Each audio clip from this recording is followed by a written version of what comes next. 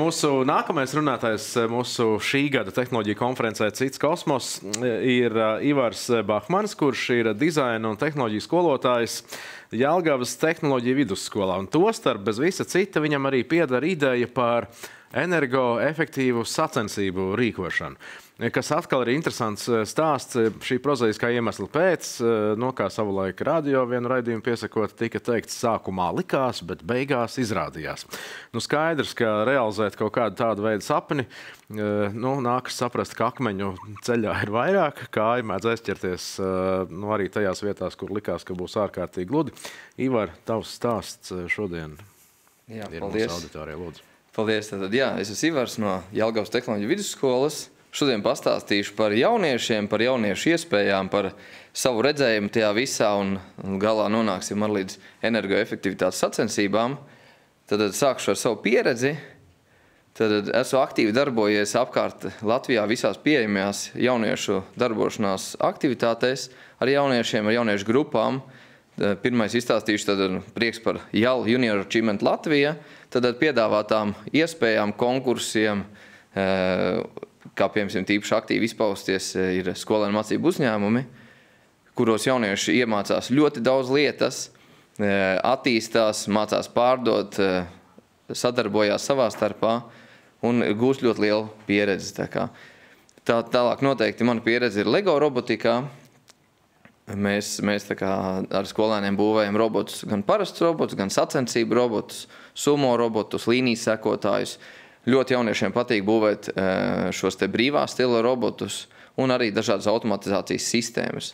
Arī šajās visās jomās ļoti liela pieredze un arī panākumi ir bijuši. Saržģītākā no LEGO jomā manā uztverē ir First LEGO Līga, FLL saucās saīsinājumā. Tur jauniešiem ir ļoti daudz problēmu, ļoti daudz risinājumu, teiksim tā. Turpat bieži vien konsultācija no inženieriem nepieciešama, lai kā man to izdarīt. Interesants veids arī, kā sākt savu attīstību, ir radioelektronika. Tad mēs varam jau atvērt dažādas radioiekārtas, iemācīties, kā viņas strādā, kā viņas pašiem uzbūvēt, kas tur iekšā ir. Un, protams, tālāk jau mēs varam pielikt mikročipus klāt un darboties jau vēl sarežģītākā veidā programmēt klāt. Tad mums pat panākumi dažādi ir Ventspilī bijuši ar jauniešiem. Un interesantākais, kad mums bijām Ventspils konkursā, tad mums pat radiolokators uz mūsu pusi tika pagriezts, skatījās, vēroja mūs. Un jauniešiem un arī man pašam bija ļoti liels tāds sajūtas, ka tas lielais lokators griežās, kustās un to visu piedzīvot arī bija liels patīkams pārsteigums. Tālāk arī šis te IT Ventspils digitālais izaicinājums, tas liek pārbaudīt jauniešu visas IT prasmes, jomas, visu, ko viņi māk, viņiem ir jāpārliecina žūrī, ka viņu tas izstrādājums un tā ideja vislabākā. Arī tur jaunieši gadus atpakaļ ieguva pirmo vietu. Un, protams, jautājums tagad rodās, kā tad tos jauniešus sagatavot šīm visām lietām. Tik daudz dažādas zināšanas, programmēšana, modelēšana, radioelektronika, kritiskā domāšana, problēma risināšana. Un šeit klājā nāk tad mūsu IT inženieru zinātņu pulciņš, mūsu pašu skolā. Mēs 8 pedagogi izstrādājam metodus no 1. klases līdz 9.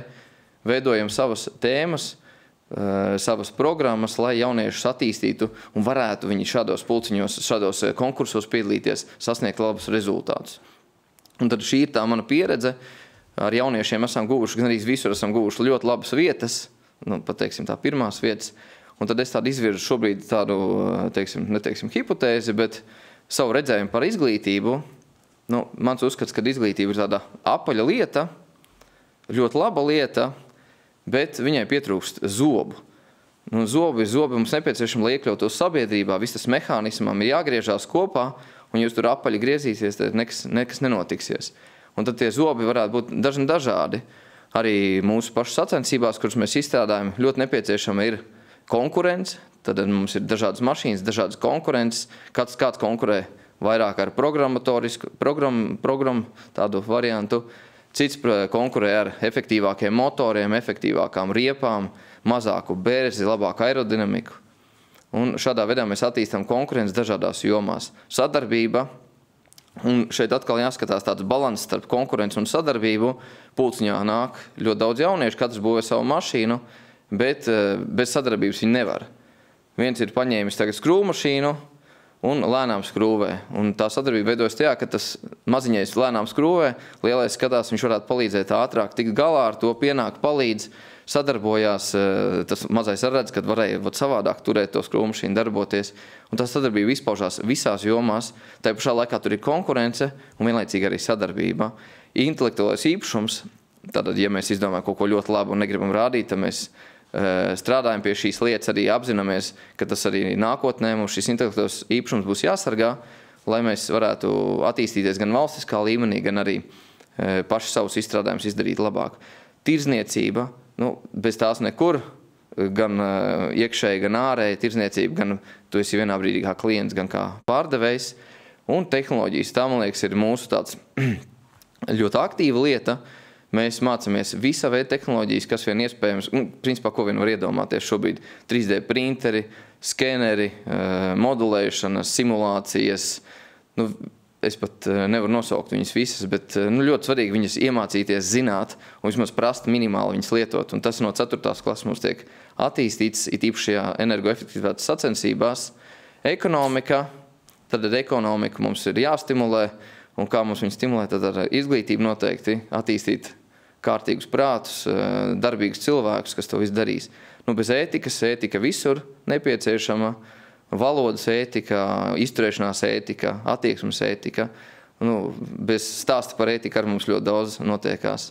Tīklošana jau notiek tādā līmenī, kad skolnieks viens māk izdarīt kādu lietu, un otrs saka, es pazīstu, viņš man palīdzēja ieprogrammēt manu robotu vai manu mašīnu, un man tagad ir baigais čoms, es esmu satīklojis visu ar viņu.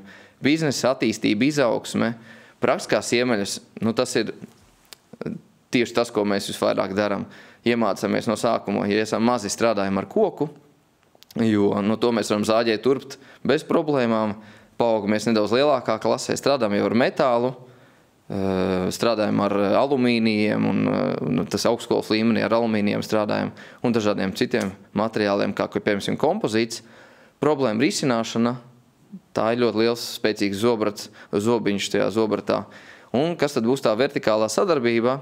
Tas nozīmē, ka atkal mēs darbojamies vienā pulciņā un sadarbojamies 4. klase, sadarbojās ar 9. klasi, un vēl paveicās, ka kādreiz ciemos atbrauc studenti no RTU vai kādas citas universitātes un sadarbojamies arī ar šiem studentiem, kuri atnes jau savu pienesumu šajā visā kustībā. Pētniecība un attīstība, tas arī iet kopā ar tehnoloģijām. Kā saka, nevajag pētīt to, kas jau ir izpētīts, vajag attīstīt varbūt jaunas lietas. Un kamēr tu nezini, kas ir, kādas tehnoloģijas pieejams, tev varbūt liekas, ka tu esi kaut ko izdomājis, bet tas varbūt jau pieejams. Budžets. Budžets arī, kā saka, mūsu sacensībās budžets ļoti neliels. Mēs, kā saka, visiem stāstam par to, ka mašīna var uzbūvēt šādu energoefektīvu jau no 50 eiro, tad ir vajadzīgs motors, kontrolieris un kaut vai transportēšanas palete. Pieskrojam riteņus un aiziet. Mums ir pirmā mašīna, kura jau brauc, un tad mēs skatāmies, vajadzētu uzlabot, vajadzētu darīt, lai būtu tā energoefektivitāte. Un šāda tad izskatītos tā mans zobrats, un tālāk šis zobrats var šiem visiem zobiem, var viegli iekļauties iekšā sabiedrībā, var strādāt, kustēties kopā, un viņam ir visas iespējas attīstīties arī tālāk, palikt lielāks tos zobus. Tad mūsu pirmie soļi, sākām mēs ar šīm lietām jau 7 gadus atpakaļ. Man bija ideja parādīt bērniem, kā lodēt trubas, šīs santehnikas trubas, PPR, salodējām, pārbaudījām, ļoti labi sanāk. Varētu kaut ko uzbūvēt. Nāca prātā ideja, būvēja mašīnu. Tā mums tapa pirmā mašīna, 2 skolnieki sāka būvēt. Tikko tā mašīna ieguva kaut kādas aprises, tā uzreiz vēl gribētāji vairāk grib nākt būvēt, pieskarties, pabūvēt, padarboties, padomāt, izteikt savu viedokli. Un tā galu galā 8 jaunieši būvēja vienu mašīnu, sabūvēja, un mērķis bija ļoti milzīgs. Tad piedalīties Jelgavas pilsētas gājienā ar savu mašīnu, un izrādījās, ka pa to laiku jau citi skolnieki bija uzbūvējuši otru mašīnu, drift traiku ar benzīnu motoru, Un tie 8 jaunieši ar šo benzīnu jauniešu mašīnas palīdzību arī sadarbojoties atkal savā starpā uzbūvēja otru elektromašīnu. Un tur katrs izpaudās kā nu varēja. Viens ļoti labi programmē. Viņš ieprogrammēja, ka mašīnu var vadīt gan ar pedāļiem mašīnā, gan ar planšeti. Tad tā bija tā kā tā drošība. Ja bērns pārāk ātri brauc, es planšetē nospiežu stop. Tālāk nākošie tur dažādas režīmus pielika, visa mašīna 4x4. Un stūris iekārta, un izstrādājam pilnīgi visu, lai būtu interesanti. Neiztika, protams, bez avārijām, protams, ne gājiena laikā, bet pārbaudījām ar rāmu izturību. Pat teorētiski griezām mašīnu riņķī, skatījāmies, kas tad notiks, ja apgāstos, piesprādzēt vajag, beņķis, nu viss līdz galam. Šis bija tāds pirmais projekts, kas pavilka jauniešus, tālāk jau tapa nākošie, longboards elektriskais. Kāpēc ar 4 riteņiem? Nu, tāpēc, lai pa mežu var braukt, lai kalnā var uzbraukt, lai jauda ir. Un šis viss attīstījās. Tad tas viss notika vēl pagaidām. Tajā mirklī tas notika tehnoloģija kabinetā, tad tajā brīdī mājatrība un tehnoloģija kabinetā. Pa vakariem, pa kokapstrādes pulciņu, pēc stundām, pa starpbrīžiem, nu, visos mirkļos, kad vien varēja, tā vien būvējām. Un tad nāca skolas rekonstrukcija, nācās visu izvākt, galdus aizvest uz noliktavu, un domājam, nu, kā mēs tagad, tas viss ir tā iesācies, visiem tā patikās, nu, kaut kas jādara. Izrādās, ka pie jaunās skolas mums parādās garāžas ir. Nu, protams, tādas ļoti vecas garāžas, nav piemērotas darbam. Nu, remontēsim. Grīda šķība, grīda slikta, kaut kādi pacēlumi, lai mašīna neiekbrauc bedrē. Ņēmām kuvaldas, daudzījām, taisījām, un tur, man liekas, 5. klases jaunieši, tajā laikā viņi mācījās 5. klasē, paši taisīja formas kopā ar 9. Lejām betonu, atbrauc betona maisītājs, ielēja 2,4 tonnas, man liekas, 2,4 kubikmetrus betona, līdzinājām līdz vēlam vakaram visu un radījām pašu savu vidi. Uzbūvējām garažā sienas, lai mēs atdalītos no noliktavas daļas. Un atkal turpinājās, redzam, bildē arī var redzēt, tad jaunieši jau dažāda vecuma, uzbūvējuši jau dažādas mašīnas, strādājam arī naktī, tas tieši notikās vairāk, protams, tieši pirms sacensībām, jo nebija pabeigtie darbi. Un jauniešiem atnākot uz šo pulciņu, es viņiem saku, jaunieši, jūs esat atnākuši pulciņu, digitālās tehnoloģijas, mēs modelēsim, mēs projektēsim, mēs taisīsim, bet šī gada beigās mēs ar jūsu elektroauto prototipiem piedalīsimies sacensībās, energoefektivitātes sacensībās, kuras mēs paši organizēsim. Nu, tad viņi tā, nu labi, man meitene viens saka, nu es pastīšos, vai es spēšu. Nu, kā redzam, spēja, uzbūvēja mašīnu ļoti interesantu stūrēšanu. Neviena no mašīnām nebija vienkārši mašīna. Katrai no mašīnām bija kāda odziņa, vienai stūra griezās pa apli, citai vispār nebija stūras, cita bija no metālūžņu kaudas izvilkta mašīna un restaurēta, lai viņi varētu izveidot līdz galam. Aprēķini, nu, viss, ko vien vajadzīgs, mēs veidojām šīs mašīnas visos iespējamos veidos. Un vēl vidus decembra daļā mēs vēl neticējām, ka tas viss izdosies. Bet laiks nāca, pavasars nāca, laika parādījās vairāk, un jaunieši jau bija gatavi pat strādāt dažreiz nedēļā 10 stundas, lai to mašīnu paveiktu. 5 viņiem bija pulciņš, un 5 stundas mēs atradām papildus laiku, lai šīs mašīnas taptu līdz galam pabeigtas.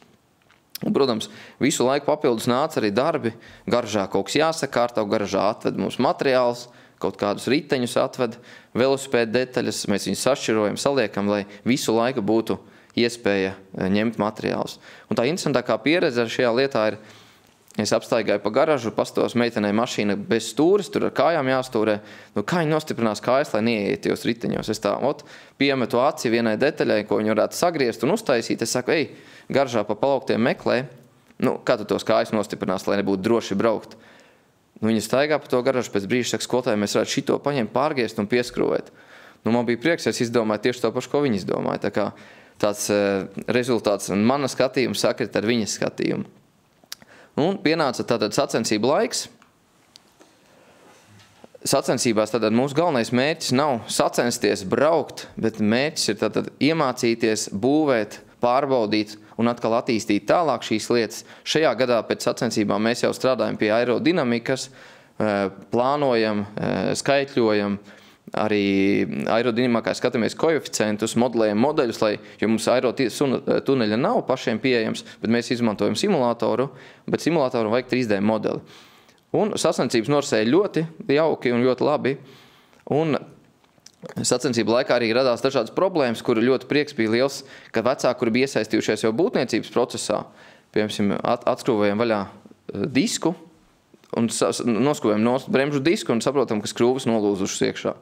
Vecākiem, kopā ar vecākiem gāja, skrūvēja, meklēja, kā skrūvēt tos skrūvas dabūt ārā, sataisīt. Tālāk trasē saplīst gāzes rokturītes. Risinām problēmu, vecāka lodē. Es gan nebiju gulējis visu nakti, līdz ar to no manis nebija liels jēgas sacensību dienā, bet vismaz vecāki varēja palīdzēt. Sacensībās, protams, uzvarēja studentu komanda no RTU un RTU tehniskās vidusskolas. Otro vietu ieguva mūsu pašu puiši, un trešajā vietā bija puisis no Zviedrijas Karaliskās universitātes, arī ar savu īpašo mašīnu, kurai bija digitālā stūrēšana. Nu, lūk, tad šeit pildītais tad redzam, un pārsteidzošākais sacensību laikā bija tas, kad trase, pieejam visa trase, visu dienas garumā, tu dzirdi kā čivina putiņi, kā vējš vilpo, un visi ļoti nopietnām sejām piedalās sacensībās, sporto, domā, risina, pumpē riepas, lai žārā atkal citās disciplīnās. Tad 5 disciplīnas, dragreis, bremzēšana, stūrēšana, tālāk ir energoefektivitātes apļi, un visbeidzot mēs tiekam pie sacensībām, kur jau sadalāmies, kurš stāvēs priekšā, kurš aizmugurē, un kurš tad uzvarēs pašā sacensībās. Sadalām pa punktiņiem un iegūstam pirmās vietas. Es saku, šīs sacensības ļoti pieejamas, vēlamies būvēt mājās ar ģimeni, varam to darīt. Vēlamies to darīt skolā, arī nekāda problēma, atrodam iespējas kādā veidā iegūt šos motorus, tīpaši mēs izmantojam hoverboardus, pārprogrammējam viņus, vācieši šobrīd ir izstrādājuši, jau puiši ir izstrādājuši, kā to visu izdarīt, kā saka, reverse engineering uztaisījuši šiem hoverboardiem, varam viņus brīvi izmantot, un tas ir pats lētākais veids, kā uztaisīt savu elektrotransportu mašīnu, jeb prototīpu šādu. Nu, un uz ko tad mēs ejam? Šādā veidā sacensībās, gan šī visu projektēšana jums dod iespēju jauniešiem tad attīstīt savas prasmes, lai tālāk varētu veidot dažādus startupus, pat saprast šīs tehnoloģijas tik dziļi, ka jūs jau varat deep tech startupus veidot. Tālāk, esot studijās, jūs varat piedalīties studentu formulā vai arī Shell Eco Reisā. Un par šo Shell Eco Reisu ar mani stāstā mēs tad vienu no puišu komandām, kas ieguva ar pirmo vietu no RTU studenti un RTU inženieru vidusskolas studenti, tātad viņi arī jau gatavojās šīm Shell Eco Reisu sacensībām. Šajā gadā nesanāks piedalīties, bet viņi gatavojas nākošajam gadam. Un šobrīd gaida arī atbalstu, meklēja partnerus, ar kuru palīdzību viņi varētu nokļūt tur, uzbūvēt šo mašīnu, pārbaudīt šīs visas lietas. Un viņi arī uzstādīja mums Latvijas rekordu energoefektivitātes sacensībās, tad viņi nobrauca 172 km, tas tā rēķinot, 172 km uz 1 kWh, kas ir ļoti, ļoti liels, labs rezultāts. Tad vairāk informācijas noteikti var uzzināt, sekojot mums Facebookā, JTV.ES. Tur jūs redzēsiet bildītes, mūsu aktualitātes, mēs arī rādam, ko mēs pulciņā darām, un šādā veidā var droši sekot, skatīties, informāciju var uzzināt arī noskatoties raidījumu ātruma cilts. Pie mums bija atbraucis tādā Timrots ciemos un parādīja ļoti interesantā V formātā un tā kā leņķī, kā tas mums izskatās. Ivar, paldies arī par šo pieredzi stāstu un paldies par brīnojamu absolūtu entuziasmu. Nu, tā teikt, tos jaunos burtiskā nozīmē pat nolikt uz tās trases, ja? Kas, man liekas, ir ārkārtīgi labi. Starp citu, tu pieminēji, cik daudz ir meitenes? Meitene sāka 3, izturēja līdz galam 1 meitene, bet tas nav maz skaidrs, jā. Bet tu jūti, ka tā interese aug, jo tas lielais uztraukums faktiski, ar ko mēs gandrīz šīs dienas sākumā sākām, kad tajā STEM priekšmetu kategorijā, pat arī Eiropas mērogā, ja teiksim, olimpiādas vai kas, tur nebūtu konkurss, puiši ir ļoti daudz, un tāpēc tad, tas speciāli tām meitenēm tur tās sacensības un tā, man tas šķiet ārkārtīgi vilinoši, beidzot nojaukt to barjeru, ja, kuras patiesībā nav. Jā, viņas nav noteikti, jo tur katram ir sava lieta. Viens var strādāt pie beņķa dizaina, cits var strādāt pie uzlīmēm, pie aerodinamikas. Tur robežu nav, jo vairāk tev būtu cilvēku resursu, gan meiteņu, gan zēnu, būtu attīstāms daudz labāk lietas. Jā. Un lielākā problēma šobrīd, ko es saskatu, tā ir tas, ka es esmu viens. Tā kā es šo kūrēju, tā kā es esmu viens, tālāk mums šobrīd partneri ir RTU, Bet vajag vēl, lai mēs attīstītos, lai mēs spētu parādīt. Mēs esam partnerības salikuši kopā ar Dienvidāfrikas Republiku, Vāciju. Mēs bijām konferencē, mēs piedalījāmies konkursā, uzvarējām konkursā, kā viņi sauc, Phoenix Contact, tad automatizācijas sistēmās. Mēs ieguvām specbalvu, un tur mēs ļoti daudz žūrijai arī patikām, un pie mums nāca braukāties un testēt, un cilvēki vienkārši redzēja, ka tā lieta strādā. Jā.